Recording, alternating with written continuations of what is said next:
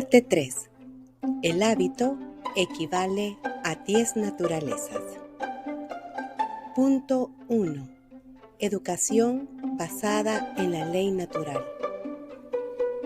Cerebro sano. Lo que deseo presentar al lector es un método educativo basado en la ley natural. En primer lugar, ya hemos considerado algunas de las condiciones que deben cumplirse con el fin de mantener el cerebro en buen funcionamiento, ya que la posibilidad de una educación sólida depende de un cerebro activo y debidamente alimentado. Vida al aire libre. En el desarrollo de un método educativo, en segundo lugar, está la consideración de la vida al aire libre, debido a que mi objetivo es mostrar que la función principal del niño, su objetivo en el mundo durante los primeros 6 o 7 años de su vida, es descubrir todo lo que pueda de todo lo que le llame la atención, usando sus 5 sentidos, que él tiene un apetito insaciable por el conocimiento que se obtiene de esa manera, y que, por lo tanto, la ocupación de sus padres es ponerlo allí donde pueda familiarizarse de manera libre con la naturaleza y los objetos naturales. Que, de hecho, la educación intelectual del niño pequeño debiera basarse en el ejercicio libre de la facultad de percepción, porque las primeras etapas del esfuerzo mental están marcadas por la actividad extrema de dicha facultad. Y la sabiduría del educador es seguir la guía dada por la naturaleza en la evolución del ser humano completo. El siguiente tema por considerar, un tema psicofisiológico bastante árido, me parece de todos modos muy digno de atención en tanto que es clave y fundamental de un apropiado método educativo. Hábitos como instrumento en mano de los padres. El hábito equivale a 10 naturalezas. Si tan solo pudiera hacer que otros vean con mis ojos lo mucho que este dicho debería significar para el educador, cómo el hábito en manos de la madre es como la rueda del torno para el alfarero, el cuchillo para el tallador y para ella el instrumento por medio del cual ella crea el diseño que concibió en su mente. Observe que el material con el cual empezar ya está ahí. La rueda del alfarero no faculta al alfarero para producir una taza de porcelana a partir de la áspera arcilla. Pero el instrumento es tan necesario como lo es el material o el diseño. Es penoso hablar de uno mismo, pero si el lector me lo permite, me gustaría mencionar los pasos que me han llevado a considerar el hábito como el medio por el cual el padre puede hacer de su hijo casi cualquier cosa que elija. Aquello que se ha convertido en la idea dominante de la vida de una persona, si se lanzara repentinamente a otra, no lleva consigo una gran profundidad o peso de significado para la segunda persona. Por tanto, lo ideal es llegar a la idea gradualmente, para ver los pasos por los cuales el primero ha viajado. Por esta razón, me aventuraré a mostrar cómo llegué a mi postura actual, es decir, desde uno de los 3 puntos de vista posibles. La formación de hábitos es educación y la educación es formación de hábitos.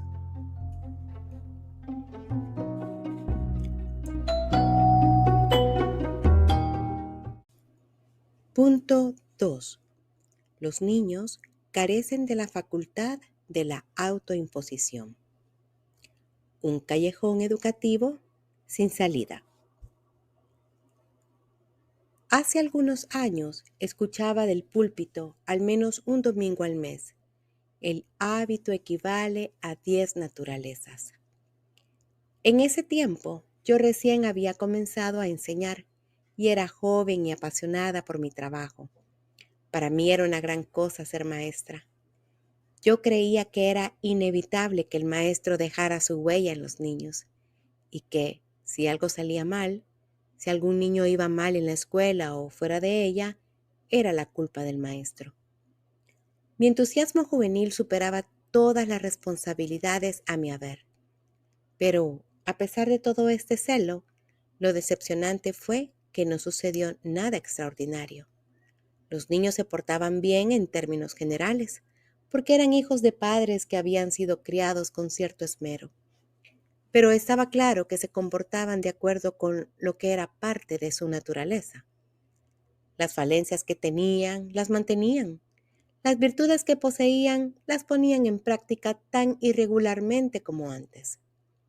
La niñita buena y humilde seguía diciendo mentirillas. El niño inteligente y generoso seguía siendo un ocioso incurable. Sucedía lo mismo durante las clases. El niño que perdía el tiempo seguía perdiendo el tiempo. Y el niño apático no incrementaba su interés por aprender. Fue muy decepcionante. Los niños, sin duda, avanzaron un poco, pero cada uno de ellos tenía el potencial de un carácter noble y de una mente inteligente. Pero, ¿dónde estaba la palanca para despertar cada uno de esos pequeños mundos? Porque debe existir tal palanca. Esta rutinaria ronda de geografía y francés, historia y sumas no era más que jugar a la educación. ¿Quién recuerda los retazos de conocimiento sobre los que se esforzó de niño?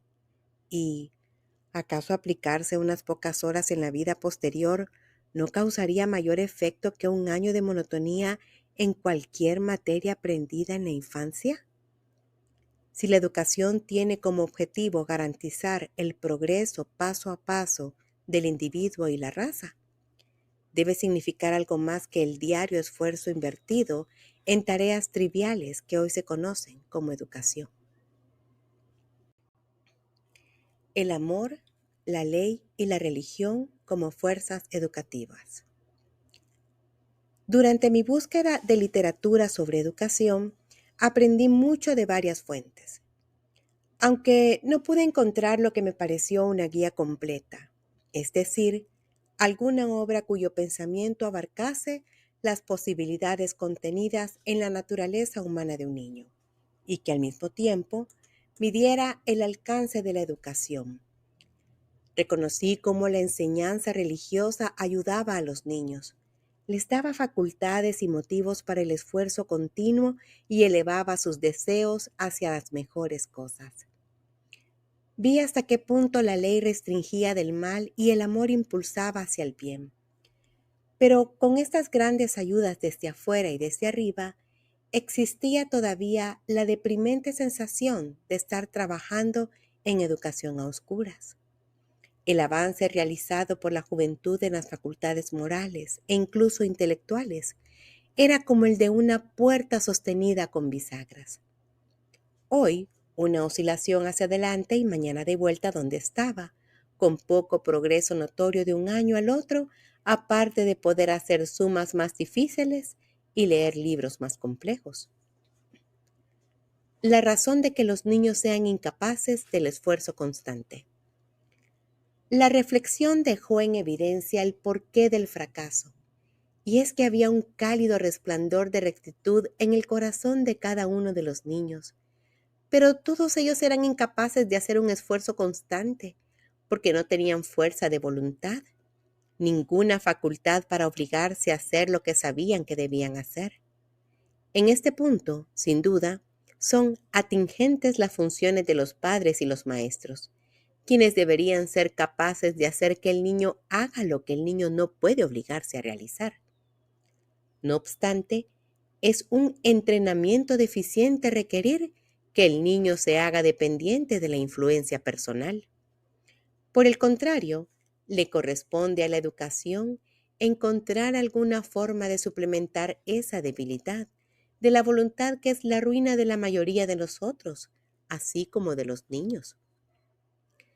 A los niños se les debiera evitar el esfuerzo de la decisión. Ya desde el púlpito se ha dicho que el esfuerzo de la decisión es el esfuerzo más agotador de la vida.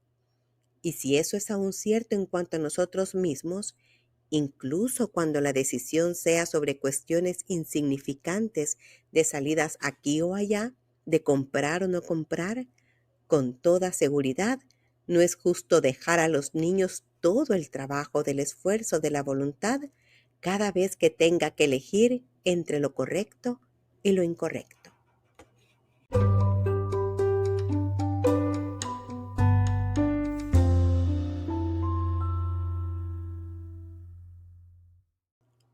Punto 3. ¿Qué es la naturaleza? El hábito es equivalente a 10 naturalezas. Se siguió proclamando en mis oídos y por fin lo entendí. Como un dicho profundo que podría contener el ábrete sésamo educativo que yo estaba buscando. En primer lugar, ¿qué es la naturaleza y qué es precisamente el hábito? Es algo impresionante cuando consideramos lo que es el niño, independientemente de su raza, país o parentesco, simplemente por nacer como ser humano. Todas las personas nacen con los mismos deseos primarios. Estamos dispuestos a aceptar que todos tenemos los mismos instintos y apetitos. Pero nos impacta un poco que los principios de acción que gobiernan a todos los hombres en todas partes sean en gran medida los mismos. En otras palabras, que en el pecho tanto de la persona cultivada como de la inculta laten los mismos deseos. Que el deseo de conocimiento, que se ve en la curiosidad del niño por las cosas y en sus ojos siempre inquisitivos, está activo de igual forma en todas partes. Que el deseo de socializar, que se puede ver en dos bebés que recién se conocen el uno al otro y que disfrutan el gozo y la amistad, es la causa de las aldeas en las tribus alejadas del mundo, así como del encuentro filosófico de los eruditos. Que en todas partes se siente el deseo de la estima, que es un poder maravilloso en manos del educador, y que convierte a una palabra de elogio o de culpabilidad en un motivo más poderoso que todo miedo o expectativa de castigo o recompensa. Y los afectos. No solo se trata de los mismos deseos, sino que todas las personas en todas partes tienen los mismos afectos y pasiones que actúan de la misma manera bajo una similar provocación, ya sean la alegría y el dolor, el amor y el resentimiento, la benevolencia, la simpatía, el miedo y mucho más. Son comunes a todos nosotros. Lo mismo cabe a la conciencia el sentido del deber. Contenido de la noción más elemental de la naturaleza humana. El doctor Livingstone, el explorador David Livingstone, menciona que la única adición que debió hacer al código moral de algunas de las tribus de Zambezi, por muy poco que hayan obedecido su propia ley, fue que un hombre no debería tener más de una esposa. Esta gente, sin conocimiento del mundo europeo ni ninguna enseñanza cristiana, sabían que hablar maldad, mentir, odiar, desobedecer a los padres y descuidarlos eran pecado. Así, no solo el sentido del deber es común a toda la humanidad, sino también la conciencia más profunda de Dios, por muy vaga que pueda ser. Todo esto y mucho más conforma la noción más elemental de la naturaleza humana. La naturaleza más la herencia. Aquí hace su entrada la herencia, y es en este punto, si se me permite, donde se hallan las 10 naturalezas, ya que ¿quién trata con el niño que es resentido, terco o imprudente porque nació con la naturaleza de su madre o la de su abuelo? Piensa en el ojo que mira de tal manera, la acción de la mano repetida del padre al hijo, la forma particular de la escritura que pueden reconocerse, como nos dice Miss Power Cup, en el caso de su familia a lo largo de 5 generaciones, el temperamento artístico, el gusto por la música o el dibujo que hay en algunas familias. He aquí la naturaleza y sus peculiaridades, confirmada, sellada, remachada, absolutamente defendida, se diría contra cualquier intento de alterarla o modificarla. Se añaden las condiciones físicas. Una vez más, las condiciones físicas se presentan ante nuestros ojos. El niño débil y enclenque y el robusto travieso que nunca se enferma son por obligación diferentes entre sí en cuanto a la fuerza de sus deseos y emociones. La naturaleza humana es la suma de ciertos atributos. Entonces, ¿qué de los deseos, afectos y emociones naturales comunes a toda la raza, que de las tendencias con que cada familia lidia por descendencia y aquellas peculiaridades que el individuo debe a su propia constitución física y cerebral? La suma de todo esto, es decir, la naturaleza humana, presenta un caso sólido, tanto así que nos sentimos inclinados a pensar que lo mejor que se puede hacer es dejarla en paz. Dejar que cada niño se desarrolle sin obstáculos de acuerdo con los elementos de carácter y de disposición que hay en él. No se debe abandonar al niño a su naturaleza humana. Esto es precisamente lo que la mitad de los padres en el mundo y las 3/4 de los educadores se conforman con hacer. ¿Y cuál es la consecuencia? Que el mundo avanza, pero que el progreso ocurre en su mayor parte con los pocos niños cuyos padres han tomado muy seriamente el control de la educación, mientras que el resto, a los que se les ha permitido quedarse como estaban y no llegar a ser más o mejores de lo que la naturaleza los hizo, se convierten en una pesada carga, porque ciertamente el hecho es que no se quedan como ellos eran. La verdad inmutable es que el niño que no está siendo constantemente elevado a un nivel cada vez más alta, se hundirá a un nivel cada vez más bajo. Por consiguiente, es tanto el deber de los padres educar a sus hijos en fortaleza y propósito moral y actividad intelectual, así como alimentarlo y vestirlo. Y eso a pesar de su naturaleza. Si fuera necesario, es cierto que existen circunstancias arbitrarias que intervienen y convierten en un hombre al niño cuyos padres no le enseñaron disciplina. Pero esto es una ayuda fortuita con la cual el educador no tiene ninguna garantía de recibir. Estaba empezando a ver mi camino, sin salir aún de la dificultad psicológica que, en lo que a mí respecta, bloqueaba el camino a toda educación real. Pero ahora podía ya identificar el lugar y eso ya era algo. En resumen, la voluntad del niño es lastimosamente débil, más débil en los hijos de los débiles y más fuerte en los hijos de los fuertes, con la que casi nunca se puede contar como facultad en la educación.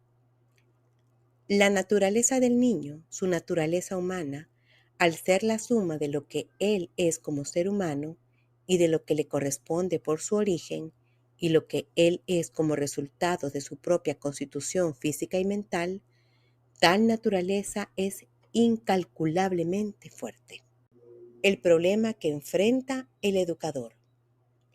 El problema para el educador es dar al niño control sobre su propia naturaleza, prepararlo para que éste pueda manejarse con respecto a los rasgos que llamamos buenos como a los que llamamos malos, ya que hay muchos hombres que naufragan sobre la roca de lo que creían que era su virtud característica, por ejemplo, su generosidad. La gracia divina trabaja sobre las líneas del esfuerzo humano. Al buscar una solución a este problema, no subestimo la gracia divina. Por el contrario, pero no siempre comprendemos suficientemente el hecho de que la gracia divina causa efecto sobre las líneas del cultivado esfuerzo humano. Por ejemplo, que el padre que se toma la molestia de comprender de qué se trata educar a su hijo merece y con seguridad recibe el apoyo de lo alto. Y que Rebeca, por decir, no tenía derecho a criar a su hijo para que fuera tú, gusano de Jacob. Al confiar que la gracia divina, diciéndolo con reverencia, lo ayudaría a salir adelante, a pesar de ser un hombre piadoso, hijo de padres piadosos, salió adelante, pero sus días, se queja al final, fueron pocos y malos. En palabras de Jacob, cuando se encuentra con Faraón de Egipto. La confianza de los padres no debe ser letárgica. De hecho, esta es la expectativa de muchos padres cristianos.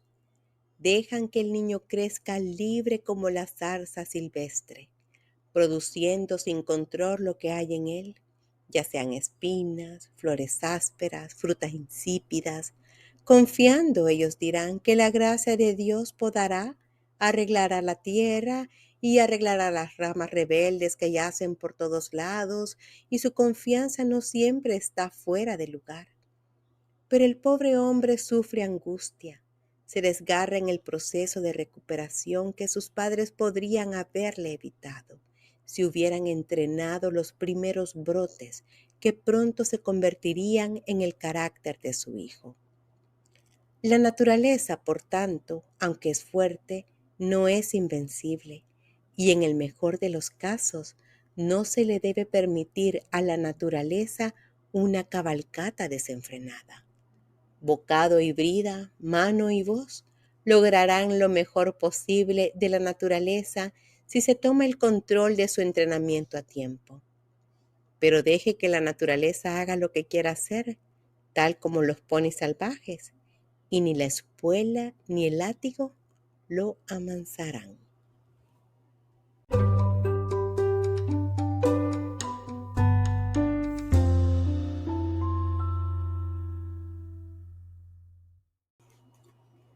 Punto 4. El hábito puede suplantar la naturaleza. El hábito es equivalente a 10 naturalezas. Si eso es cierto, por fuerte que sea la naturaleza, el hábito no solo es tan fuerte, sino 10 veces más fuerte.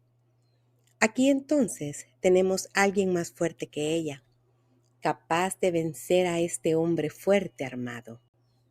El hábito seguirá el curso de la naturaleza, pero el hábito progresa sobre el curso impuesto por la naturaleza. El niño cobarde miente en forma habitual para escapar de la culpa. El niño amoroso tiene cientos de hábitos para hacerse querer. El niño bondadoso tiene la costumbre de dar. El niño egoísta, el hábito de retener. El hábito que funciona de acuerdo con la naturaleza es simplemente la naturaleza en acción, que se fortalece cada vez más con el ejercicio. Pero el hábito debería ser una palanca. Pero el hábito, para ser la palanca que impulsa al niño, debe funcionar en contra de la naturaleza o independientemente de ella. Inmediatamente comenzamos a poner atención en el funcionamiento del hábito a este respecto, y los múltiples ejemplos son claros.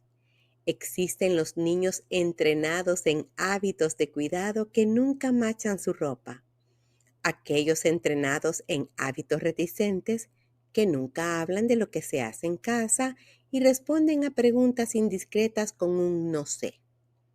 Están los niños criados en hábitos corteses, que se den el paso a los ancianos con gentil gracia, y más con la pobre mujer con la canasta que con la dama bien vestida. Y hay niños entrenados en hábitos de las malas ganas, que nunca ceden, van o hacen. La madre forma involuntariamente los hábitos de sus hijos. ¿Son naturales en los niños los hábitos como estos, ya sean buenos, malos o neutros? No, pero estos son los hábitos que la madre ha establecido con la crianza. Y, de hecho, no hay nada que una madre no pueda establecer en sus hijos a través de la crianza. Y casi no existe madre en ningún lugar que no tenga al menos dos o tres, a veces en la forma de reglas y otras veces en la forma de principios, que sus hijos nunca violan. Por tanto, llegamos a esto, que una madre con opiniones liberales sobre el tema de la educación simplemente no puede evitar que sus propias opiniones influencien los hábitos de sus hijos, y que una madre cuya pregunta final es ¿qué dirá la gente? ¿Qué pensará la gente? ¿Cómo se verá? Hará que sus hijos crezcan con hábitos de guardar las apariencias y no de ser algo. Se contentarán con estar bien vestidos, bien educados y bien intencionados hacia los extraños, pero ejercerán muy poco esfuerzo en torno a la belleza, el orden y la bondad en el hogar y hacia los demás. El hábito obliga a la naturaleza a irse por nuevas vías. El extraordinario poder del hábito para forzar la naturaleza hacia nuevas vías casi no es necesario explicar. Solo tenemos que ver a un niño pequeño en un circo montado dos ponis con un pie en la parte posterior de cada uno, o un hada pantomima bailando en el aire, o un payaso que se comporta como una bola de caucho indio, o cualquiera de las miles de hazañas de habilidad y destreza por las que pagamos nuestros chelines para disfrutar, hazañas mentales y corporales, aunque felizmente estas son las más raras, para estar convencidos de que se puede lograr exactamente cualquier cosa mediante el entrenamiento, es decir, el cultivo de hábitos persistentes. Y el poder del hábito no se ve solo en los seres humanos. La gata va en busca de su cena siempre a la misma hora y al mismo lugar. Es decir, si es habitual alimentarla en un lugar. De hecho, el hábito del lugar es tanto para el gato que a menudo preferirá morir de hambre que abandonar la casa a la que está acostumbrado. En cuanto al perro, es un mayor conjunto de hábitos que su dueño.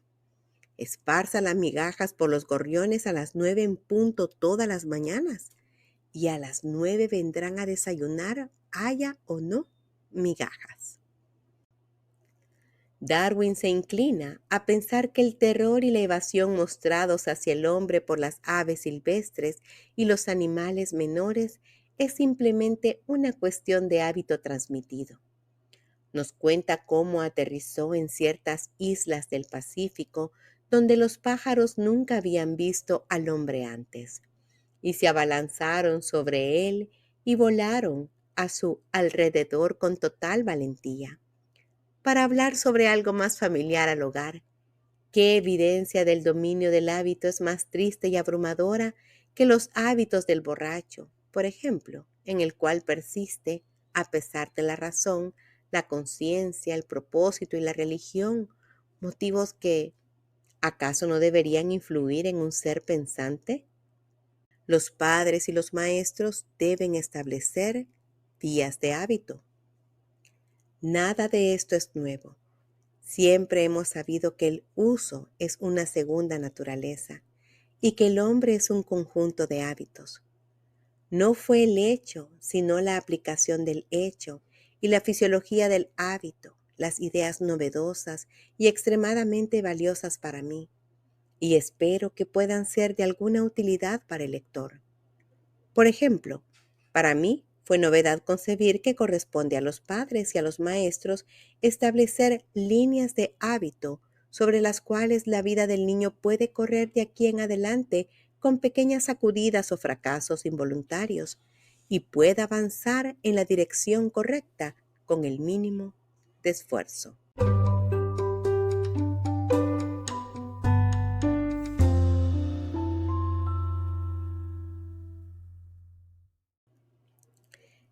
Punto 5. Establecimiento de líneas de hábito. Comience algo y lo habrá terminado. Es infaliblemente cierto para cada hábito mental y moral. Terminarlo no sobre las líneas que usted prevé e intenta, sino sobre las líneas apropiadas y necesarias para cada hábito en particular. En la frase pensar inconsciente, nos enfrentamos con el hecho de que sea cual sea la semilla de pensamiento o sentimiento que se implante en un niño, ya sea a través de la herencia o la instrucción temprana, crece, se completa y engendra otras de su mismo tipo, tal como lo hace un organismo corporal. Es hermoso y maravilloso percibir una idea cuando la idea en sí misma es buena, verla desarrollándose dentro de usted por sí sola, verse escribiendo oraciones cuya secuencia lógica nos deleita, pero de cuya concepción no hemos tenido parte consciente. Cuando el escritor experimentado fluye de esta manera, sabe que en lo que respecta al surgimiento de las palabras, el orden de las ideas, su trabajo no necesitará revisión. Tan increíble es este proceso que ha dado a pie a la persistente falacia de que la razón es infalible. El filósofo, que disfruta observando los caminos de su propia mente, es un pensador de pensamientos elevados y es capaz de olvidar que el pensamiento que contamina al hombre se comporta exactamente de la misma manera que el que purifica. El uno, igual que el otro, se desarrolla, madura y aumenta de acuerdo a su mismo tipo. Pensamos como estamos acostumbrados a pensar. ¿Cómo influye esto en el trabajo práctico de criar a los niños? De esta manera. Pensamos como estamos acostumbrados a pensar. Las ideas van y vienen en incesante movimiento en el surco, por llamarlo así, que usted ha creado para ellas en la misma sustancia nerviosa del cerebro. Usted no pretende deliberadamente pensar esos pensamientos. De hecho, usted puede oponerse vehementemente al hilo por donde van yendo dos hilos de pensamiento a la vez y al mismo tiempo. Y así, quizá bloquear el camino, incluso poner calle cerrada en grandes letras y obligar a la ocupada población del mundo cerebral a tomar otra ruta. Pero ¿quién puede hacer estas cosas? No el niño inmaduro en cuanto a su voluntad, débil en sus facultades morales y desacostumbrado a las armas de la guerra espiritual. Él depende de sus padres. Les corresponde a ellos instruirle en los pensamientos que tendrá, los deseos que atesorará y los sentimientos que aprobará. Solo iniciar, no se les permite más, pero de esta iniciación resultarán los hábitos de pensamiento y sentimiento que gobierna al hombre, es decir, su carácter. Pero, ¿no es esto suponer demasiado, ya que para resumir aproximadamente todo lo que entendemos por herencia, un niño nace con el futuro en sus manos? Sí, es indudable que el niño nace con las tendencias que deberían dar forma a su futuro, pero cada tendencia tiene sus caminos secundarios, un resultado bueno o malo, y poner al niño en el camino correcto para que se cumplan las posibilidades inherentes en él. Esa es la vocación de los padres. La dirección de las líneas de hábito.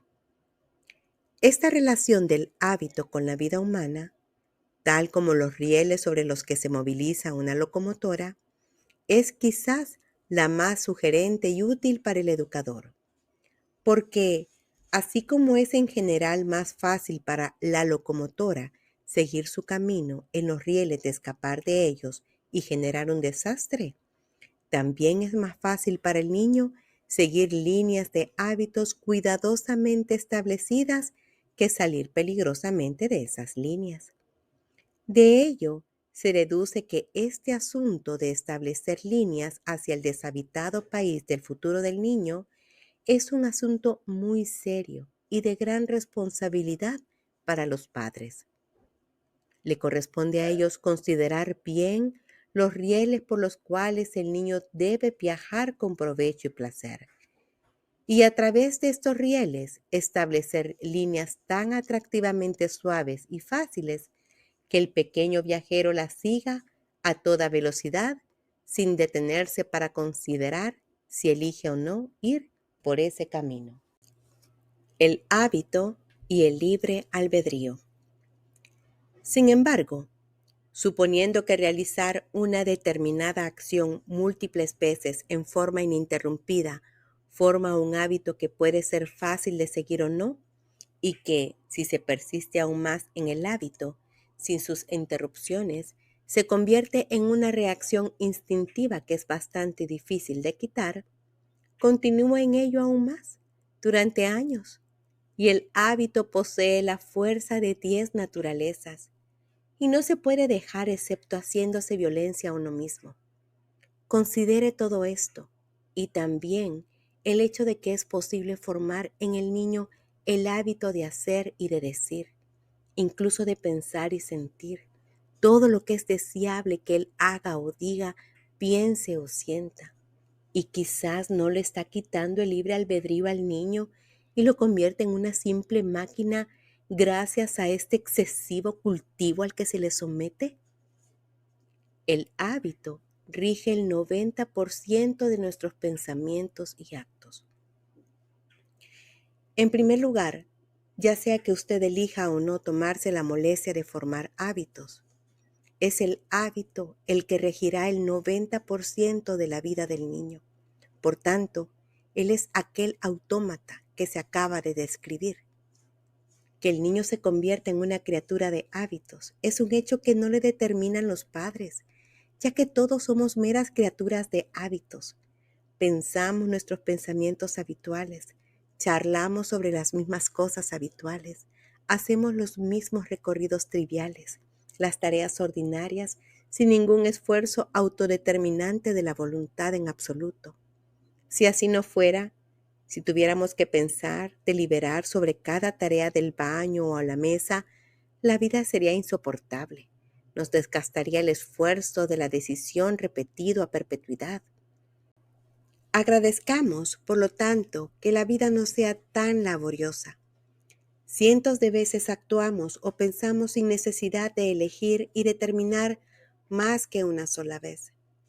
Por su parte, las pequeñas emergencias que hacen obligatorio un acto de la voluntad ocurrirán en la vida de los niños casi con tanta frecuencia como en la de los adultos. No les podemos evitar estas situaciones y tampoco es deseable que lo hagamos. Lo que sí podemos hacer por ellos es asegurarnos de que tengan hábitos que los guíen por las sendas del orden, de lo apropiado y de la virtud, en lugar de dejar que las ruedas de su vida dejen feos surcos en lugares pantanosos. El hábito es poderoso incluso en que la voluntad toma las decisiones. Luego entonces, incluso en las emergencias, en cada inesperada dificultad y tentación que requiera un acto de la voluntad, pues la conducta todavía puede seguir las líneas del hábito que le es familiar, el niño que se ha acostumbrado a encontrar tanto beneficio como placer en sus libros, no cae fácilmente en la ociosidad porque se sienta atraído por un compañero ocioso. La niña que ha sido cuidadosamente entrenada para decir la verdad exacta, simplemente no piensa en una mentira como un medio inmediato para salir de un aprieto, por muy cobarde que sea. Pero esta doctrina del hábito es, después de todo, algo más que un tratamiento empírico de los síntomas del niño. ¿Por qué realizar un acto o pensar un pensamiento, por ejemplo, una gran cantidad de veces consecutivas, algo tiende a convertir la realización de ese acto o el pensamiento de ese pensamiento en una parte de la naturaleza del niño? Podemos aceptar que la doctrina como un acto de fe que descansa en la experiencia, pero si pudiéramos descubrir la razón de ser de esta enorme fuerza del hábito, sería posible trabajar en el establecimiento de hábitos contando con un propósito y métodos reales.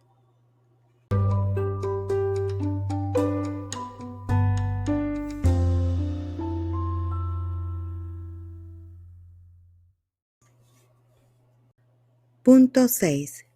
La fisiología del hábito. Una obra del Dr. Carpenter fue quizás la primera en darme la pista que estaba buscando.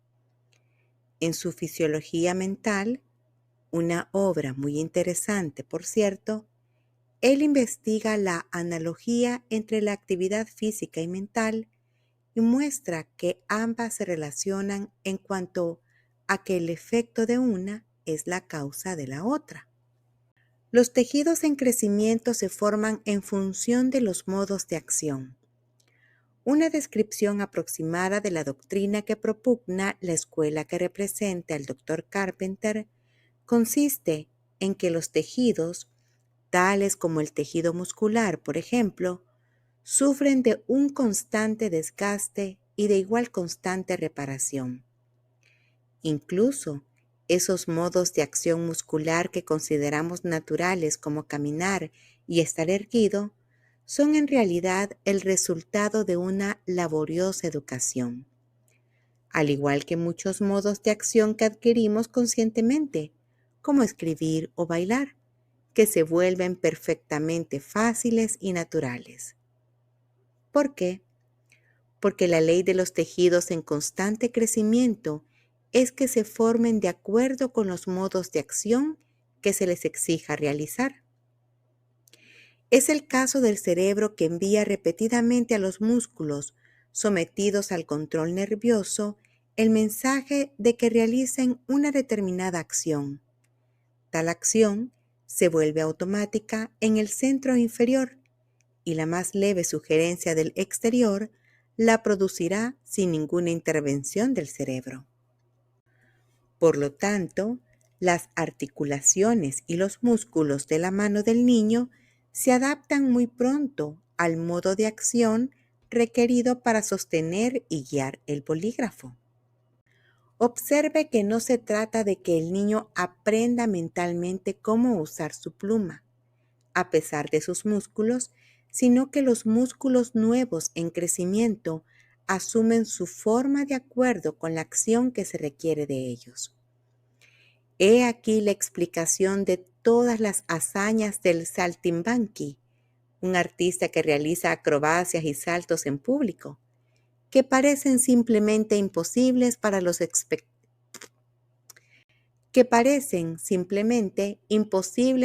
espectadores no entrenados. Les son imposibles porque sus articulaciones y músculos no tienen las mismas facultades que se ha producido en el saltimbanqui gracias al proceso del entrenamiento temprano. Por lo tanto, los niños debieran aprender a bailar, nadar, etc. a una edad temprana. Actividades que no son meramente corporales, vale la pena decir.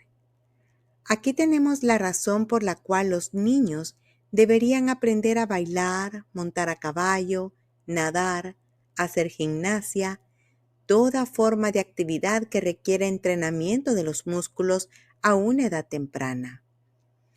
Este radica en el hecho de que los músculos y las articulaciones no tienen que conformarse simplemente a sus nuevos usos, sino también desarrollarse según un patrón modificado. Y este crecimiento y adaptación ocurre con mayor facilidad a una tierna edad. Por supuesto, quien posee músculos que ha mantenido el hábito de adaptarse adquirirá nuevos juegos, nuevos ejercicios musculares, sin gran esfuerzo. Pero si le enseñas a escribir a un granjero que maneja el arado, verás la enorme dificultad física que se ve en los músculos no acostumbrados a desarrollar algún tipo de esfuerzo diferente. Aquí vemos cuán importante es vigilar los hábitos de enunciación, el porte de la cabeza, etc., que el niño está formando a cada hora. El dedo en la nariz, la mala postura de la espalda, la frase ininteligible, no son una simple costumbre que se pueda dejar para cuando sea mayor y sepa mejor, porque todo el tiempo ello se está convirtiendo en parte de él, al quedar registrado en la sustancia misma de su médula espinal, la parte de su sistema nervioso donde reside la conciencia, el cerebro. Hace tiempo que dio una orden permanente, y tales son las complicaciones de la administración que recordar la orden significaría la reestructuración absoluta de las partes involucradas. Y para corregir los malos hábitos de hablar, por ejemplo, no será suficiente que el niño tenga la intención de hablar con claridad y tratar de hablar con claridad.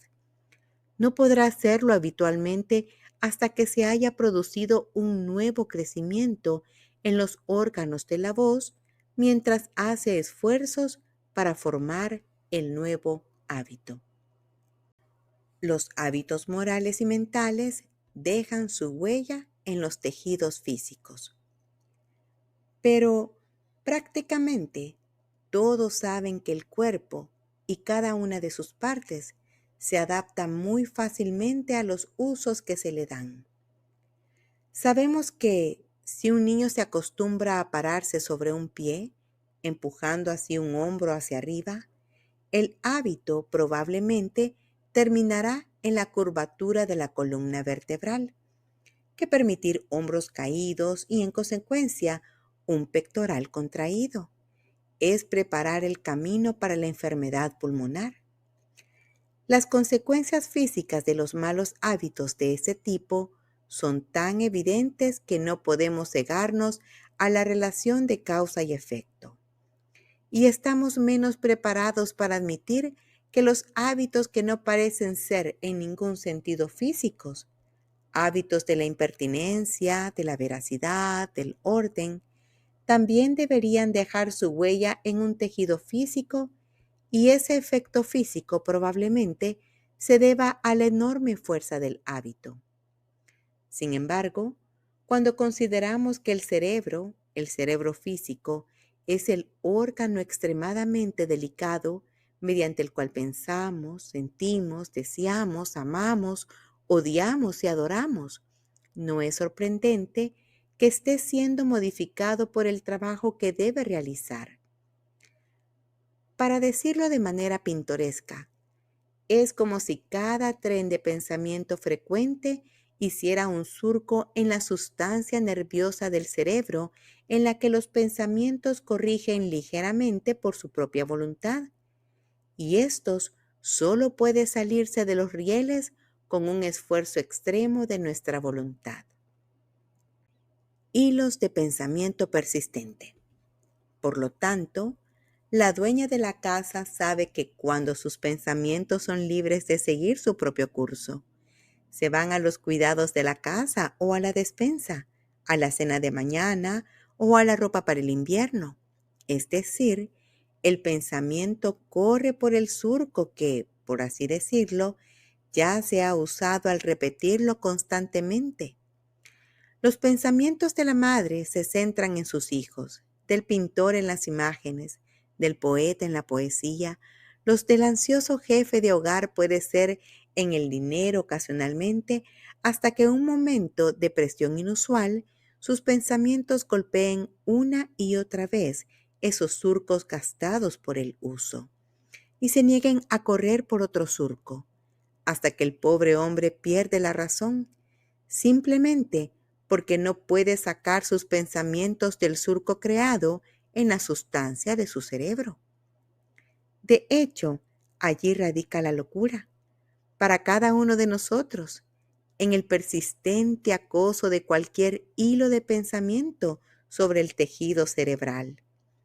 El orgullo, el resentimiento, los celos, una invención en la que ha trabajado un hombre, una opinión que ha concebido, cualquier línea de pensamiento sobre la cual él ya no tenga el poder para desviar, pondrá en peligro la cordura de un hombre.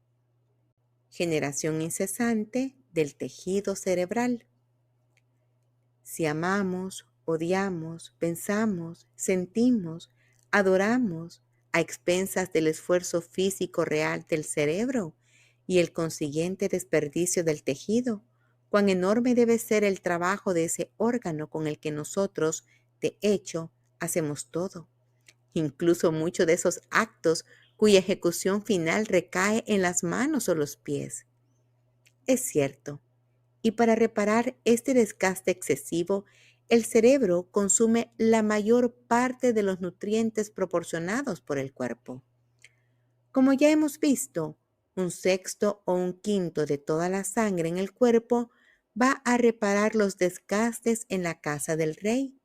En otras palabras, se está formando constantemente tejido cerebral nuevo a un ritmo sorprendentemente rápido que uno se pregunta a qué edad el niño ya no tiene parte del cerebro con el que nació. El nuevo tejido repite el viejo, pero no con exactitud. Así como un nuevo crecimiento muscular se adapta a cualquier ejercicio nuevo que se requiera, el nuevo tejido cerebral se supone que crece y se adapta a cualquier hábito de pensamiento vigente durante el tiempo de tal crecimiento, con el término pensamiento. Incluimos, por supuesto, todo ejercicio de la mente y del alma. El cerebro del hombre crece y se adapta a los modos de pensamiento que ejercita habitualmente, dice un fisiólogo de experiencia. O, en palabras del Dr. Carpenter, cualquier secuencia de acción mental que se haya repetido con frecuencia tiene a perpetuarse de esa manera. Nos encontramos automáticamente prontos a pensar, sentir o hacer lo que hemos estado acostumbrados a pensar, sentir o hacer en circunstancias similares, sin ningún propósito o anticipación de resultados conscientes concebidos. Debido a que no hay razón para considerar el cerebro como una excepción al principio general, que si bien cada parte del organismo tiende a formarse a sí mismo de acuerdo con el modo en que se ejercita habitualmente, esta tendencia será especialmente fuerte en el aparato nervioso, en virtud de esa generación incesante que es la condición misma de su actividad funcional. De hecho, casi no hay duda de que cada estado de conciencia ideacional que sea o muy fuerte o que se repita habitualmente deja una impresión orgánica en el cerebro en virtud del cual el mismo estado puede reproducirse en cualquier momento futuro al momento que algo suficientemente adecuado lo provoque. Se pueden adquirir actos reflejos artificiales. En otras palabras, podemos usar lo que dice Thomas Huxley y exponer el caso en Elementos de Fisiología e Higiene así. Con ayuda del cerebro podemos contraer una infinidad de hábitos que llegan a ser otros tantos actos reflejos. Es decir, que un acto puede requerir toda nuestra atención y la intervención de la voluntad la primera, segunda y tercera vez que se practica, pero al cabo de frecuentes repeticiones, llegar a ser un cierto modo como parte de nuestra organización y ocurre ya sin intervención de la voluntad y aún sin que tengamos de él noticia o conciencia. Todo el mundo sabe que se emplea largo tiempo en la instrucción de los reclutas, hasta que a fuerza de ejercicio se consigue que obedezca una voz de mando, la de firmes, por ejemplo, en el mismo instante de oírla, y llega a suceder que al sonido de la voz sigue inmediatamente la acción, sin necesidad de que el soldado piense en lo que hace. A este propósito hay un cuento, que podrá no ser verdad, pero que es muy verosímil, de un chistoso que viendo venir por la calle a un veterano cargado con su merienda, gritó repentinamente «¡Firmes!» y que el pobre soldado, sin saber lo que hacía, se cuadró y llevó las manos a la costura del pantalón, echando a rodar la carne y las patatas que llevaba. El ejercicio militar había llegado a incorporarse en la estructura nerviosa de aquel hombre. La posibilidad de toda educación, de la que el ejercicio militar es solo una forma particular, se funda en la existencia de que esta facultad que posee el sistema nervioso de convertir los actos voluntarios en operaciones maquinales o reflejas puede muy bien establecerse como regla que siempre que se provoquen dos estados mentales cualesquiera, ya juntos, ya en determinada sucesión, y que esto se repita con la necesaria frecuencia y con suficiente viveza. En adelante, bastará producir uno de ellos para que irremisiblemente acuda al otro, sea ese o no sea nuestro deseo. Educación intelectual y moral. El objeto de la educación intelectual es precisamente crear esas asociaciones indisolubles de nuestras ideas sobre las cosas en el mismo orden y relación en que nos las ofrece la naturaleza. El de la educación moral es unir con la mayor fijeza las ideas de acciones criminales con las de castigo y degradación, y las de las buenas acciones con las de contento y de gloria. Pero es la conexión íntima de la mente y la materia lo que tiene una importancia más directa para el educador. Es decir, la idea que hemos abordado en forma generalizada, usando la figura, de ninguna manera científicamente precisa, de un surco o riel. Dado que la dirección constante de los pensamientos produce una cierta línea en los tejidos del cerebro, esta línea es el primer rastro del surco o riel, la línea de menor resistencia a lo largo de la cual la misma impresión, hecha en otro momento, encontrará más fácil seguir que tomar otro camino. Así surge un derecho de paso para cualquier hábito de pensamiento o de acción. El carácter se ve afectado por la modificación adquirida que recibe el tejido cerebral. De lo anterior, procede que la alineación real del cerebro del niño depende de los hábitos que los padres permitan o fomenten, y que los hábitos del niño producen el carácter del hombre. Porque una vez que ciertas costumbres mentales se han establecido, está en su naturaleza continuar para siempre a menos que sean desplazados por otros hábitos. Aquí termina la filosofía fácil del no importa o ya crecerá, ya aprenderá a hacer lo bueno, está tan pequeñito, ¿por qué no esperar mejor? Entre otras justificaciones. Todos los días, cada hora, los padres están formando pasiva o activamente aquellos hábitos en sus hijos, de los cuales dependen, más que de cualquier otra cosa, el carácter y la conducta futuros. La influencia externa. Consideremos ahora la influencia externa. El 90% del tiempo comenzamos a hacer algo porque hemos visto a otra persona hacerlo. Lo seguimos haciendo y allí surge el hábito. Si es tan fácil para nosotros adoptar un nuevo hábito, es 10 veces más fácil para los niños. Y aquí radica la verdadera dificultad en cuanto a la educación en hábitos.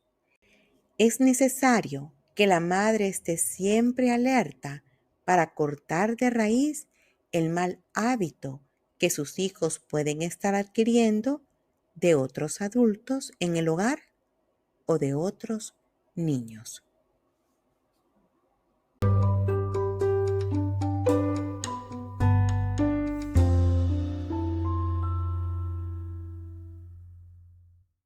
¿Qué queda por intentar cuando ni el tiempo, ni la recompensa, ni el castigo son efectivos? La panacea del educador: una costumbre vence sobre otra. El hábito enraizado de perder el tiempo solo debe suplantarse por el hábito contrario, y la madre debe dedicarse por unas semanas a esta cura de una manera tan constante e incansable como cuidaría de un hijo que tiene sarampión. Después de decirle en pocas palabras, cuanto menos mejor, y señalarle las consecuencias que pueden surgir de esta falta, así como el deber de superarla, y después de haberse ganado la voluntad, tristemente débil, del niño de hacer lo correcto, ella simplemente vigila que durante varias semanas la falta no se repita. Por ejemplo, la pequeña va a vestirse para dar una caminata y sueña despierta con los cordones de sus botas. Los dedos quedan en el aire, pero su conciencia está despierta. Se siente obligada a levantar su mirada y allí encuentra la mirada de su madre sobre ella, esperanzada y expectante. La niña responde a la rienda y prosigue su tarea. A mitad de camino, lidiando con el cordón de la segunda bota, hay otra pausa, otra vez más corta.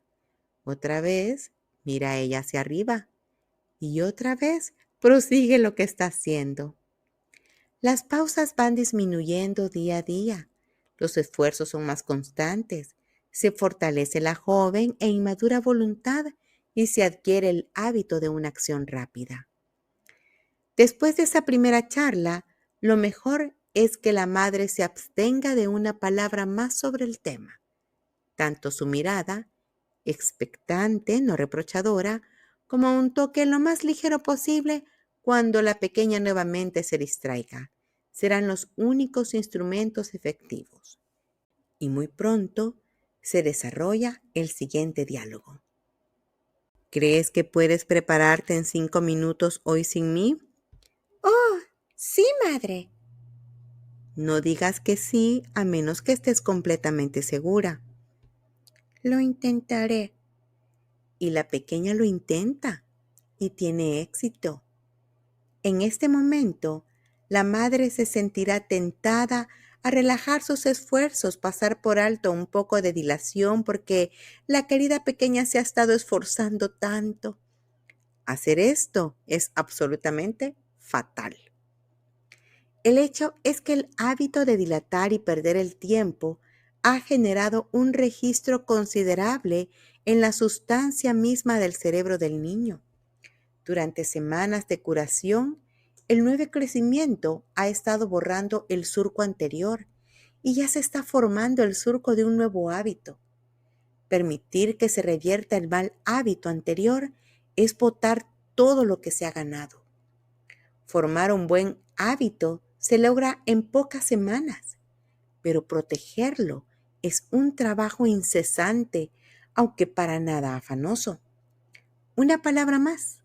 La acción rápida de parte del niño debiera lograr la recompensa de total tiempo libre.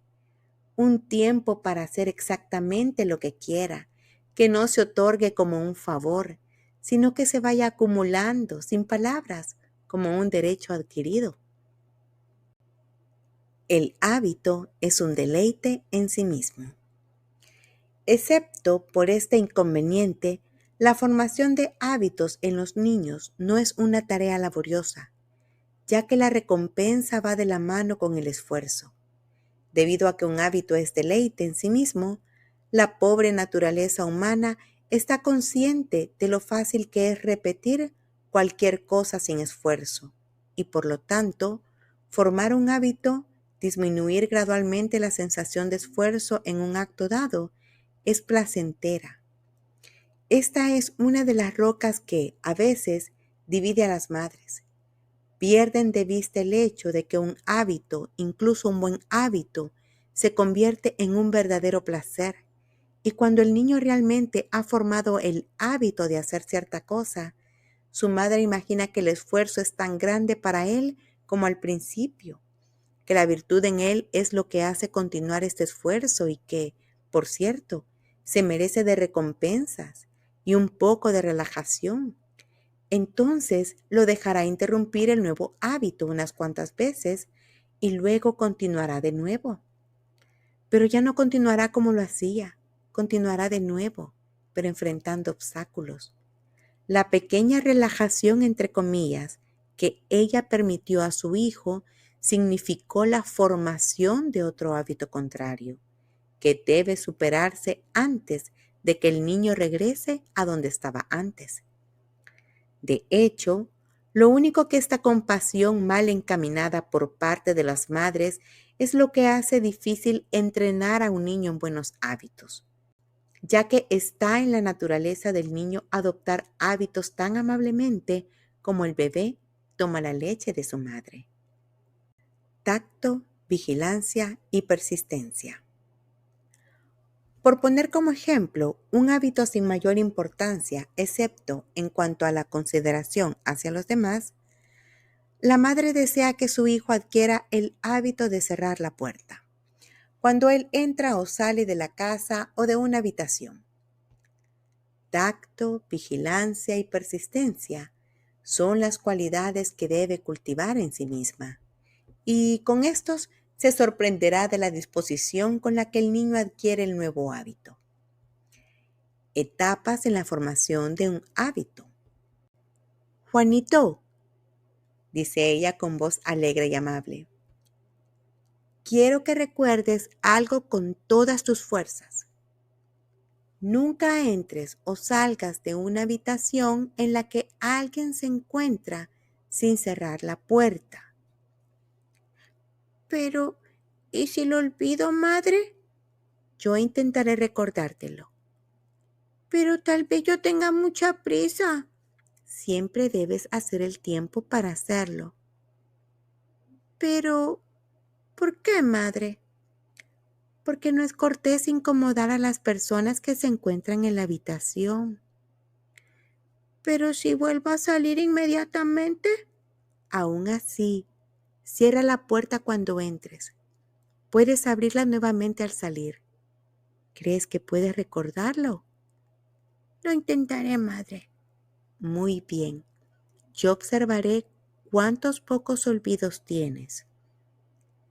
Juanito recuerda 2 o 3 veces y luego sale de la habitación como un tiro de escopeta y ya está a mitad de camino de bajar la escalera cuando su madre alcanza a llamarlo. Ella no grita, ¡Juanito! ¡Vuelve y cierra la puerta! Porque sabe que una llamada de ese tipo es exasperante para grandes o pequeños. Ella va hacia la puerta y llama amablemente, Juanito. Juanito se ha olvidado por completo de la puerta.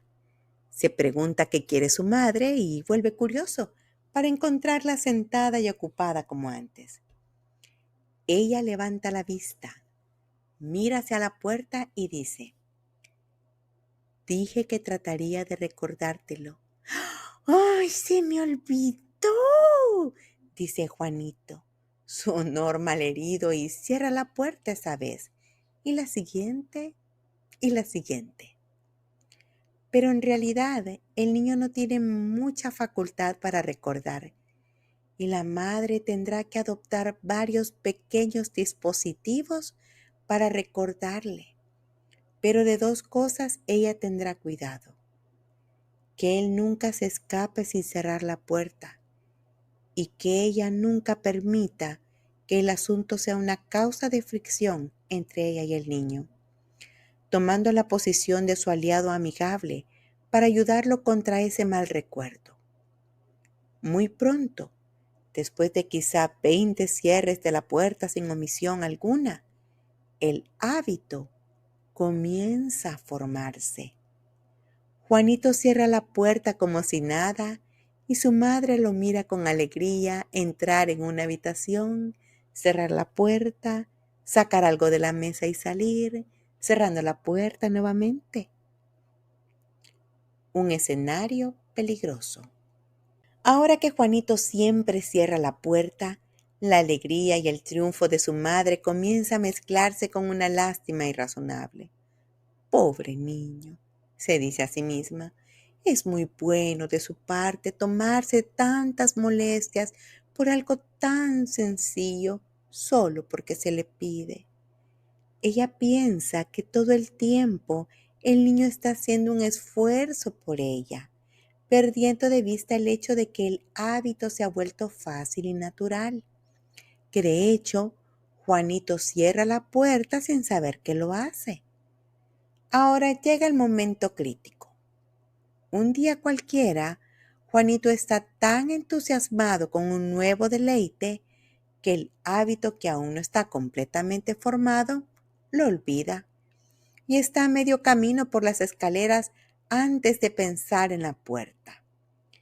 Piensa en ella con un pequeño toque de la conciencia, lo suficientemente fuerte como para no enviarlo de regreso, pero para hacer que se detenga un momento para ver si su madre lo llamará de regreso.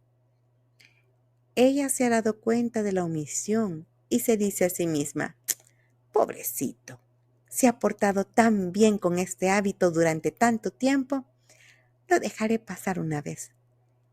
Él, afuera, no escucha la llamada de su madre y se dice a sí mismo, qué fatal veredicto, bueno, no importa, y se va. La próxima vez deja la puerta abierta, pero no es un olvido. Su madre lo llama débilmente. Su oído rápido capta la debilidad en su tono y sin volver implora, «Oh, madre, tengo tanta prisa». Y ella no dice nada más y lo deja ir. Nuevamente entra el apurado dejando la puerta abierta.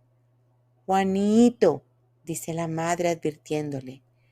«Voy a salir de nuevo en un minuto, madre». Y después de 10 minutos hurgando, él sale y se olvida de cerrar la puerta.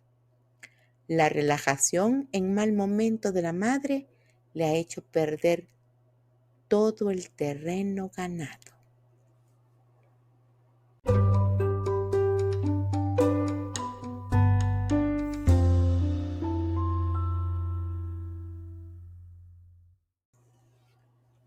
Punto 8. Hábitos de la primera infancia. El niño recibe pasivamente todas sus tendencias y hábitos, mitad físicos y mitad morales, de los que dependen el disfrute y la comodidad de la vida cotidiana. Es decir, él hace muy poco para formar estos hábitos por sí mismo, pero su cerebro recibe impresiones de lo que él ve sobre sí mismo, y estas impresiones toman la forma de sus propios hábitos más fuertes y duraderos. Algunas ramas de la educación infantil: la limpieza, el orden, la pulcritud, la regularidad y la puntualidad son todas ramas de la educación de la primera infancia. Para el niño debieran ser como el aire que respira y adquirirlas inconscientemente. No hay que decir nada sobre la necesidad de que una limpieza delicada en las habitaciones donde están los pequeñitos, los bebés reciben sus baños y limpiezas ilimitadas en su nombre, pero de hecho, a pesar de que las madres de la clase culta sean tan escrupulosas como fueren, mucho depende de las personas que cuidan los niños, y una supervisión cuidadosa es necesaria para garantizar que no ningún tipo de olor en el bebé o en cualquier cosa que le pertenezca, y que las guarderías se mantengan frescas y completamente ventiladas. Una de las grandes dificultades radica en que todavía hay algunas personas cuidadoras que pertenecen a una clase en la que una ventana abierta es una abominación. Y otra gran dificultad es que no conocen el significado de los olores, no pueden ver un olor y por tanto no es fácil persuadirlas de que el olor es materia, partículas microscópicas que el niño ingiere con cada inhalación de su respiración. Un olfato sensible. Por cierto, una parte muy importante de la educación física para un niño es entrenar en él un olfato sensible. En otras palabras, fosas nasales que huelan la menor congestión en una habitación, o el olor más leve de la ropa o los muebles. Parece que el sentido del olfato nos ha sido dado no solo como una vía de placer, sino como una especie de señal de peligro para advertirnos de la presencia de asuntos nocivos. Sin embargo, muchas personas parecen atravesar el mundo sin una nariz en absoluto. Y los hechos tienden a mostrar que un olfato rápido es cuestión de educación y hábito. El hábito se forma fácilmente. Aliente a los niños a notar si la habitación en la que entran huele bastante fresca cuando retornan del aire libre, a observar la diferencia entre el aire de la ciudad y el aire más fresco fuera de ella, y entrenarlos para recibir el más mínimo rastro de olores agradables o inofensivos. Los infantes son oblicuos. Volvamos a los niños de corta edad. Sería muy importante que a las personas cuidadoras se les comunicara que el bebé es oblicuo, que la RAE define como alguien que todo lo quiere presenciar y vive en continuo movimiento, y que no solo ve y sabe todo, sino que también guardará por toda la vida todo lo que ha visto. A continuación, un extracto del poema On the Late Captain Grose's Peregrinations Through Scotland del poeta Robert Burns. Si un agujero hay en tu abrigo, párchalo, te lo ruego. Hay un pequeño observando con atención y así lo aprenderá con seguridad. Lo aprenderá en su propio cerebro activo, como un modelo para sus hábitos futuros. Que la persona cuidadora posea esta noción podría lograr algo a favor de garantizar la limpieza que sobrepasa aquella de delantales limpios. Uno o dos pequeños detalles sobre la limpieza que las personas cuidadoras realizan. No recomendamos en cuanto a la limpieza. Uno es hacer las camas infantiles a primera hora de la mañana. Y el otro es doblar las prendas de los niños cuando se las quitan por la noche. Es bueno poner un cordel en la noche en donde duermen los niños y allí colgar las pequeñas prendas para que se ventilen y salga la transpiración imperceptible que han recibido durante todo el día. Por la misma razón, las camas y las sábanas deberían airearse durante un par de horas antes de que se hagan. La limpieza personal como un hábito temprano. La mesa donde se alimentan los niños, si la hubiera, debe mantenerse tan escrupulosamente agradable como la del comedor. El niño que se sienta sobre un mantel arrugado o manchado o usa una cuchara de metal descolorida está siendo degradado por tal hecho. A los niños también se les debe alentar a mantener un buen aseo personal de sí mismos. Todos hemos visto la delicada manito que extiende el bebé para que se la laven. Tiene una mancha y al niño no le gusta. Que sean así de meticulosos cuando sean lo suficientemente grandes como para lavarse por sí mismos. No se trata de que estén siempre limpios y presentables. A los niños les encanta ensuciarse y deberían tener grandes delantales para ese propósito. Todos son como ese pequeño príncipe francés que despreciaba sus regalos de cumpleaños y suplicaba que se le permitiera hacer pequeños pasteles de barro con el niño pobre. Déjelos que hagan sus tartas de barro con toda libertad, pero una vez hayan terminado, deberían estar impacientes por eliminar todo rastro de tierra y deberían hacerlo ellos mismos. A los niños pequeños se les puede enseñar a limpiarse las uñas y a limpiarse los ojos, de lagañas y las orejas. En cuanto a sentarse a la mesa con las manos sin lavar y el pelo sin cepillar, eso, por supuesto, no se le permite a ningún niño decente. A los niños se les debiera dar tempranamente sus propios materiales de lavado y acostumbrarse a encontrar un verdadero placer en el baño y en el cuidado de sí mismos.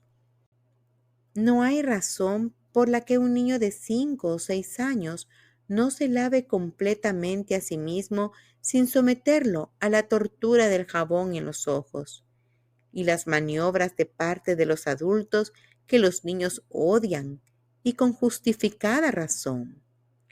Además, el niño no adquiere el hábito del baño diario, sino hasta que pueda tomarlo por sí mismo.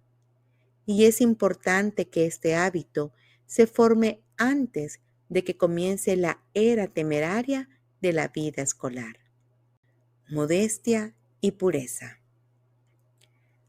Las acciones relativas al baño le brindan a la madre oportunidades para entregar la enseñanza y la capacitación necesarias en hábitos de decencia y un sentido de la modestia. Dejar que su hijo pequeño viva y crezca en una simplicidad como la del Edén es, quizás, el curso más tentador y natural para la madre. Pero ¡ay! No vivimos en el huerto, y es bueno que el niño sea entrenado desde el principio en las condiciones en que debe vivir.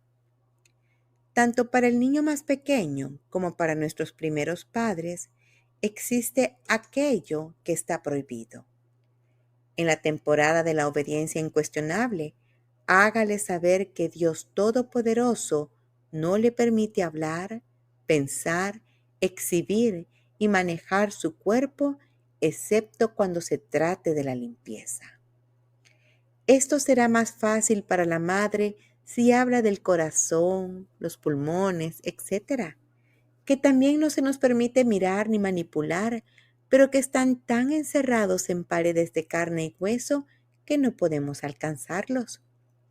Lo que queda disponible a nosotros está allí, tal como el árbol en el jardín del Edén, para probar nuestra obediencia, y en ambos casos, la desobediencia genera una pérdida y ruinas seguras.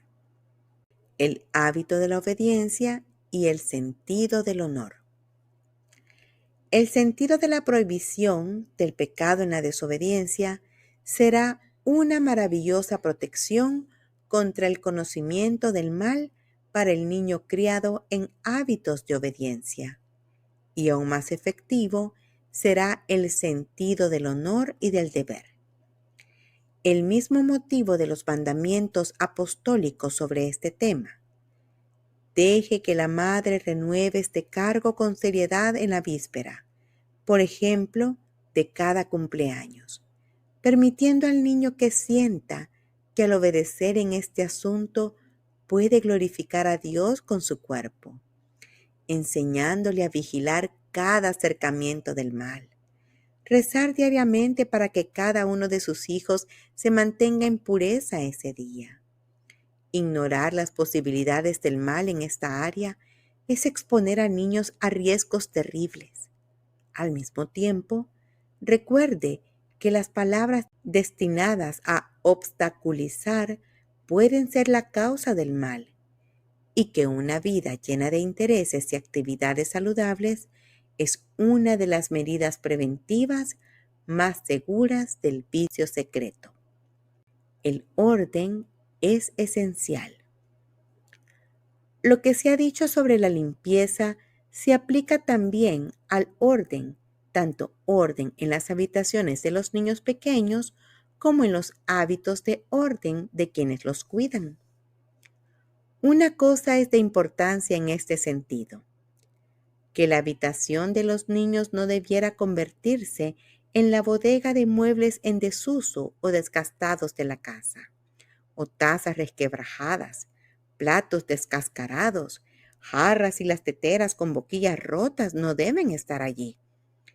A los niños se les debe criar para que piensen que una vez que un artículo se vuelve antiestético para el uso o en rotura, ya no se puede usar y se debe conseguir otro. Esta regla resultará bien económica porque cuando los niños y los criados descubren que las cosas ya no sirven, después de causar daño por un descuido, aprenden a tener cuidado. Pero en todo caso, es un verdadero detrimento para los niños crecer usando cosas imperfectas y antiestéticas por falta de algo mejor. El placer que las personas adultas sientan al hacer todo por los niños es realmente una fuente fructífera de mal comportamiento. Por ejemplo, en cuanto a esto del hábito del orden, ¿quién no ha visto el desorden que los niños dejan para otros limpien una docena de veces al día en sus habitaciones, el jardín, el salón, a donde sea que los llevan sus inquietos y pequeños piececitos? Somos un poco sentimentales con respecto a juguetes dispersos y ramilletes desteñidos de flores, y todas las señas de la presencia de los niños. Pero el hecho es que no se debe permitir que el hábito sin control de dejar desórdenes se implante en los niños. Todos reprueban a la madre de familia por el caos en los cajones de su ropa o por sus posesiones arrojadas sin cuidado, pero al menos parte de la culpa debería colocarse en su propia madre, porque no se trata de que la mujer haya adquirido accidentalmente un hábito miserable que destruye la comodidad y la felicidad de su hogar, sino que se le permite crecer en el hábito del desorden cuando era niña, y parte de su culpa es que no ha logrado curarse. El niño de 2 años debe guardar sus juguetes. Al niño de 2 años se le debe enseñar a sacar y devolver sus juguetes a su lugar. Comience a corta edad, que sea un placer para él, que sea parte de un juego, abrir su armario y volver a colocar la muñeca o el caballo en su lugar. Que siempre guarde sus cosas como una parte normal de su día y será sorprendente lo pronto que forma un hábito de orden. Entonces, guardar sus juguetes será algo agradable y le irritará ver las cosas en un lugar que no corresponde. Si los padres pudieran ver la moralidad que radica en el orden, que ese orden en las habitaciones de los niños se convierte en escrupulosidad en la vida posterior y que la instrucción necesaria para formar el hábito no es mayor que, en comparación, la cuerda ocasional de un reloj que marca el tiempo por sí mismo y sin obligarse a sí mismo, entonces mayores esfuerzos se harían para cultivar este importante hábito. La pulcritud es similar al orden. La pulcritud es similar al orden, pero no es exactamente lo mismo. Implica no solo un lugar para todo y en todo en su lugar, sino todo en un lugar adecuado, con el fin de producir un buen efecto. De hecho, el gusto entra en juego. La niña no solo debe poner sus flores en agua, sino también colocarlas con delicadeza, y no se le debe ofender pasándole alguna fea taza o jarra de la cocina o un horrible jarrón rosa, sino que debiera acceder a un vaso o jarrón elegante y armonioso en el tono, aunque sea un poco barato. Del mismo modo, todo en las habitaciones de los niños debiera ser pulcro, es decir, agradable y adecuado, y se debe alentar a que los niños guarden pulcra y efectivamente lo que posean. No debe admitirse nada vulgar en cuanto a impresión, libro ilustrado o juguete, nada que vicie el gusto de un niño o aliente al gusto por lo común en su naturaleza. Por otro lado, sería difícil estimar la influencia refinadora y elevadora de una o dos obras de arte bien elegidas, por muy barata que sea su reproducción. Regularidad. La importancia de la regularidad en la educación infantil está comenzando a reconocerse en general. La joven madre sabe que debe acostar a su bebé en el momento adecuado, independientemente de sus llantos, incluso si lo deja llorar 2 o 3 veces para que por el resto de la vida de su bebé él pueda dormirse solo dulcemente en la oscuridad sin protestar. Mucho se dice que no tiene sentido sobre la razón de los llantos del niño. Se supone que quiere a su madre, su niñera, su biberón, la luz, y que es un niño que sabe, según su niñera, ya que, de hecho, si llora por tales cosas, las consigue. Aquí la señorita Mason refleja las prácticas de cuidado del bebé de la época victoriana, que ya no recomiendan los expertos en cuidado infantil. Hábitos de tiempo y lugar. El hecho es que el niño ya ha formado un hábito de vigilia o de alimentación en momentos inadecuados y está tan incómodo con sus hábitos como el gato está en una casa diferente. Pero cuando se somete felizmente a la nueva regulación, es porque se ha formado el nuevo hábito y es, a su vez, la fuente de su satisfacción. Según el Dr. Carpenter, la regularidad debería iniciarse incluso con la vida del bebé, en cuanto a los tiempos de alimentación, descanso, etc. El hábito corporal así formado ayuda enormemente a moldear el hábito mental en un período posterior. Por otro lado, nada tiende a generar más un hábito de autocomplacencia que alimentar a un niño o permitirle que permanezca fuera de la cama en momentos que no son los adecuados, simplemente porque llora. Es maravilloso lo pronto que las acciones de un bebé pequeño, como las de un perro o caballo joven, entran en armonía con el entrenamiento sistemático ejercido juiciosamente. El hábito de la regularidad es tan atractivo para los niños mayores como para el bebé. Los días en que la planificación habitual no se lleva a cabo, sabemos que son los días en que los niños tienden a tener un mal comportamiento.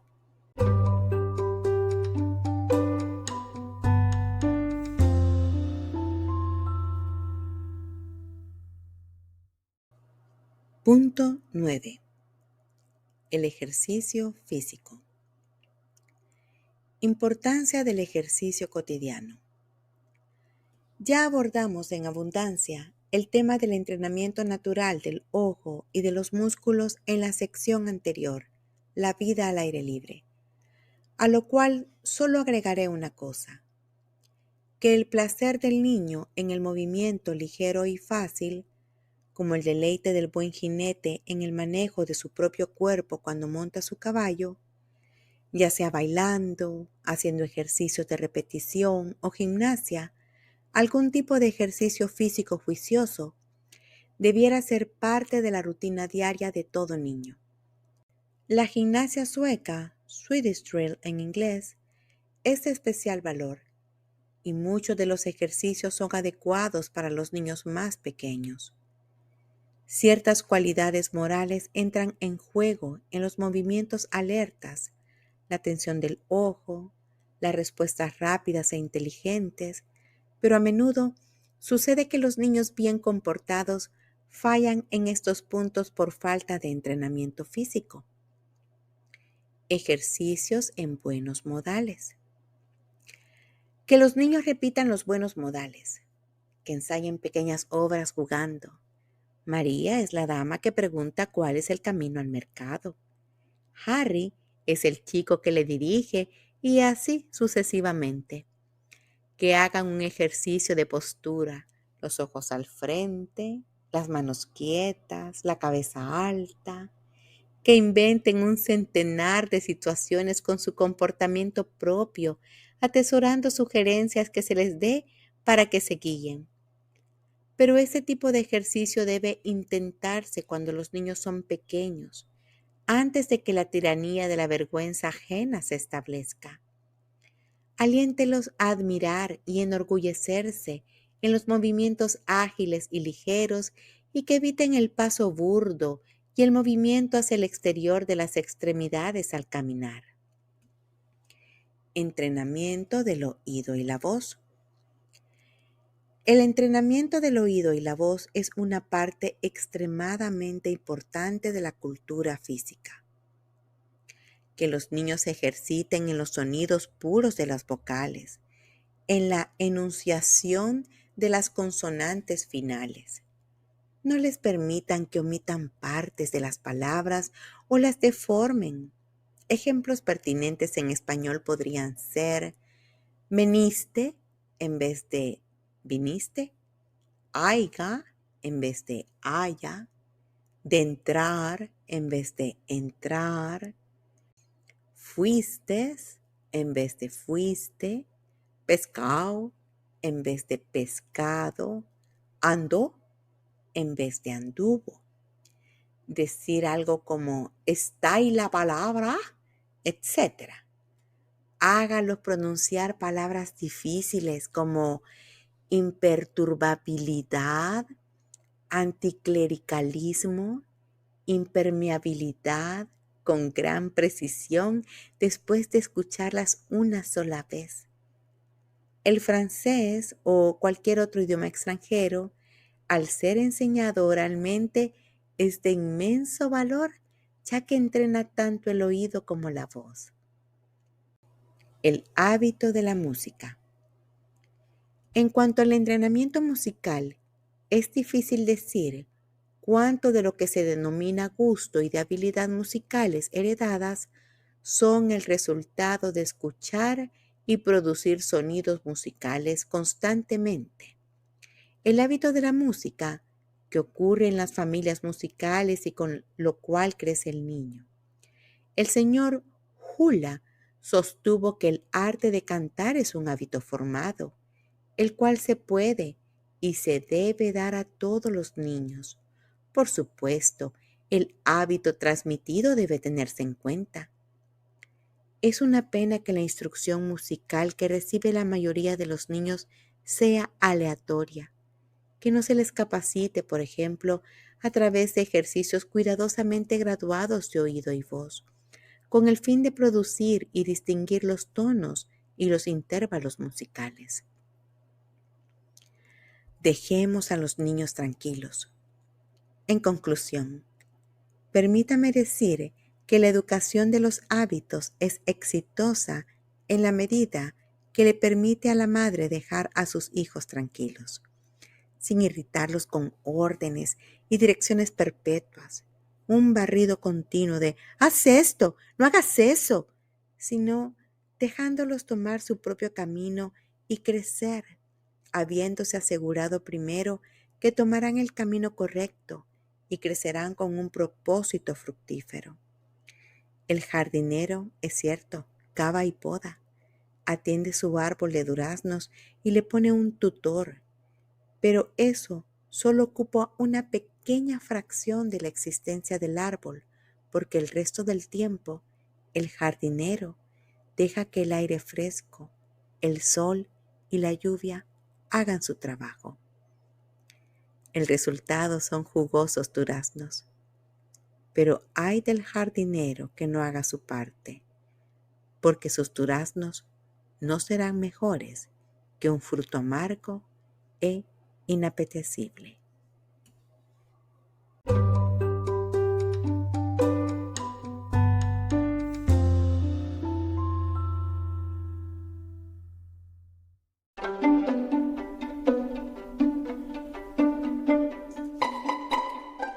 Volumen 1. Educación en el hogar de la serie Home Education de Charlotte Mason. La traducción preliminar ha sido realizada por María Elena Ortiz y Joana Pérez Ray en el año 2022. Esta es una versión protegida por la Ley Internacional de Derechos de Autor y publicada con la autorización expresa de las traductoras. En la voz de Eleana Ventura, de El Salvador, y miembro de la comunidad Educadores Charlotte Mason Iberoamérica y representante de Charlotte Mason El Salvador. Si quieres aprender más sobre esta hermosa pedagogía, puedes seguirnos en nuestras redes sociales en Facebook, Instagram o YouTube como Pedagogía Charlotte Mason en español, y puedes encontrar el volumen completo en charlottemasonespanol.org.